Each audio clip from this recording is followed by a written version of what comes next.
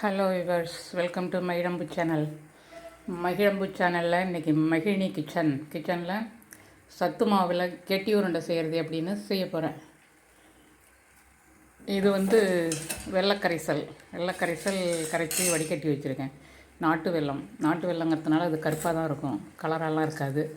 அது ஆரோக்கியமானது, கெமிக்கல் கலக்காதுங்கிறதுனால அந்த வெல்லம் தான் வாங்கி யூஸ் பண்ணுறேன்.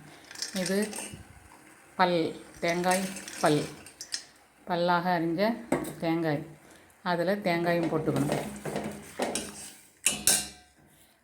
பாகுக்கு பதமெல்லாம் வேண்டியதில்லை, சும்மா கெட்டி உருண்டை மாவில் உருண்டை பிடிக்கிற அளவுக்கு அதனுடைய பதம் வந்தால் போகும். இது சத்து மாவு எடுத்து வச்சுருக்கேன். எல்லா தானியங்களும் போட்டு அரைச்ச சத்து மாவு, அதில் ஏலக்காய் பொடி போட்டு வச்சுருக்கேன். இதில் இப்போ வெல்லம், தேங்காயோட பொட்டுக்கடலை பொட்டுக்கடலையும் போட போகிறேன். அதெல்லாம் போட்டால் தான் நல்லாயிருக்கும். எள்ளு கூட போடுவாங்க, ஆனால் நான் எள்ளு இல்லை, அதனால் நான் எள்ளு வைக்கல. இப்போ இதை உருண்டை பிடிக்கிற பற்றி இப்போ இவ்வளோ தண்ணியாக இருக்குல்ல, இந்த தண்ணியாக இல்லாமல் 2 கொதி வந்ததுன்னா கொஞ்சம் திக்னஸ் கொடுத்துரும். பாகுங்கிற ஒரு இது வெள்ளை கரைசல்ங்கிறது பாகுங்கிற பதத்துக்கு வந்துடும். அந்த பதம் வரும்போது அதை மாவில் கொட்டி கொஞ்சம் கொஞ்சமாக உருண்டை பிடிச்சிட வேண்டியது தான். ஒரேடியாக ஊற்றக்கூடாது. 2 போர்ஷன் அல்லது 3 போர்ஷனாக நிறந்து ஊற்றி செஞ்சாக்க கெட்டி உருண்டை. பாகு பதம் கெட்டியாக போயிட்டால் அது ரொம்ப கெட்டியாக போயிடும், அது உடைக்கிறது கஷ்டம். ஓரளவுக்கு இந்த தண்ணியாக இல்லாமல் அதுதான் பதம். அது பாகுங்கிற மாதிரி மனசுக்கு நமக்கு கண்ணுக்கு தோணும். அந்த பதம் வந்தால் போகிறோம்.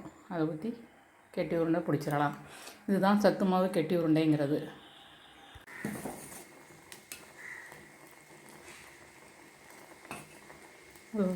பதம் வந்துடுச்சு பாருங்கள். ஓரளவுக்கு பாகுன்னு கண்ணுக்கு நமக்கு தோணி போயிடுச்சுன்னா போகிறோம், அவ்வளோதான்.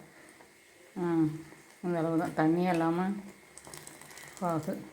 பொட்டுக்கடையில் போகிறதுனால மற்றது எல்லாம் கம்பு, கேவரு, ராகி, பாதாம் பருப்பு, முந்திரி பருப்பு, நிலக்கடலை எது வேணும்னாலும் நம்ம போட்டுக்கலாம். இல்லை எதை போட்டாலும் சத்து தான். சத்து மாவு போட்டு எல்லாம் வறுக்க வேண்டியதை வறுத்துடணும், வறுக்க வேண்டாததை வறுக்க வேண்டியதில்லை. போட்டு நம்ம மிஷினில் அரைச்சி வச்சுக்கலாம். ஓகே.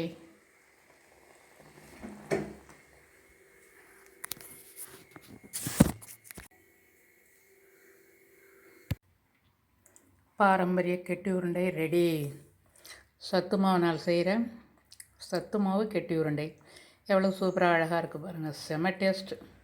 கையால் உடைக்கிறதுக்கும் ஈஸியாக வருது, உடைக்க முடியாமலும் இல்லை.